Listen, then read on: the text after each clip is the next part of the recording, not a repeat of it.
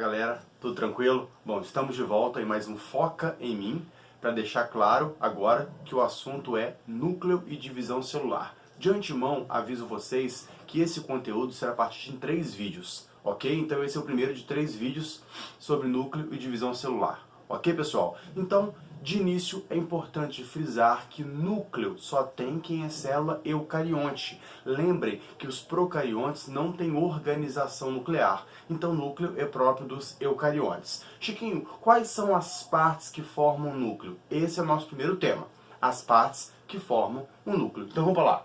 Pessoal, eu tenho 4 elementos que formam o núcleo. O primeiro elemento é a carioteca, que é a membrana externa que delimita o espaço do núcleo, ok? Depois eu tenho o nucleoplasma. O nucleoplasma é uma solução líquida interna no núcleo, tá? Que é comparável ao hialoplasma, lá do citoplasma. É uma solução líquida, então, que banha internamente o núcleo, ok? Perfeito. Terceiro elemento, nucleolo. É uma esfera interna no núcleo, tá? Então, uma esfera intranuclear. Daqui a pouco a gente vai ter detalhes em relação aos elementos. E por fim, a cromatina, que é nada mais do que a representação do material genético. Ok, pessoal? Beleza? Então, agora um pouquinho mais de detalhe. Pois bem, nessa figura aqui a gente consegue visualizar melhor o núcleo e eu vou enfatizar as 4 partes com um pouco mais de detalhe. Primeiro, aqui ao redor eu tenho a carioteca. É importante sabermos que a carioteca tem dupla camada de membrana. Uma membrana externa e uma membrana interna.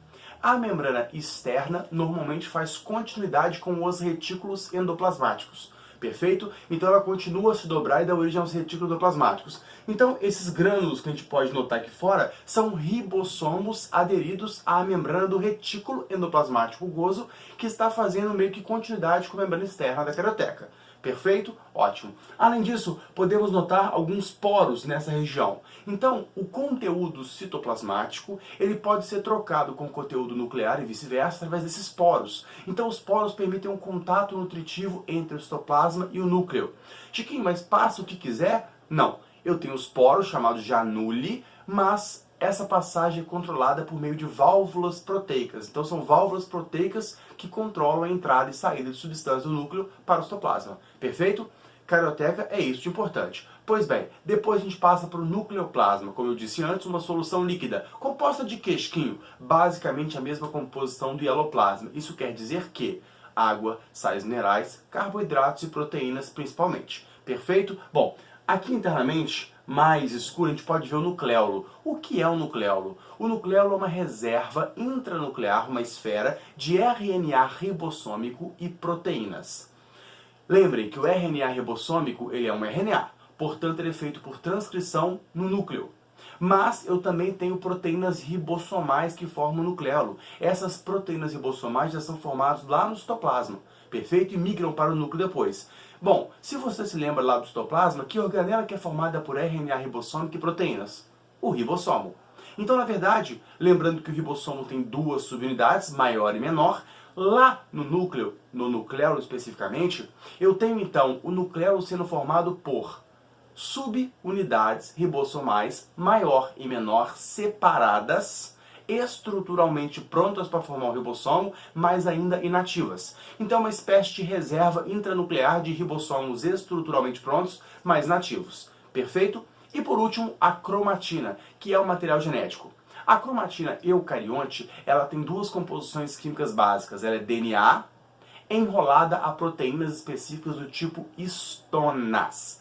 Então eu tenho cromatina. Lembra você que a cromatina, ela é uma representação do material genético e ela tem uma similaridade muito grande com o que nós chamamos de cromossomo. Chiquinho, qual é a diferença de cromatina para cromossomo? O filamento de material genético, DNA mais histonas, alongado e fino, eu tenho cromatina. Quando este material começa a se condensar lá para a divisão celular, que a gente vai falar mais à frente, eu tenho a formação de um cromossomo. Perfeito? Então o cromossomo é a cromatina condensada. E a cromatina é o cromossomo descondensado, basicamente isso. Então olha só a representação aqui, pessoal.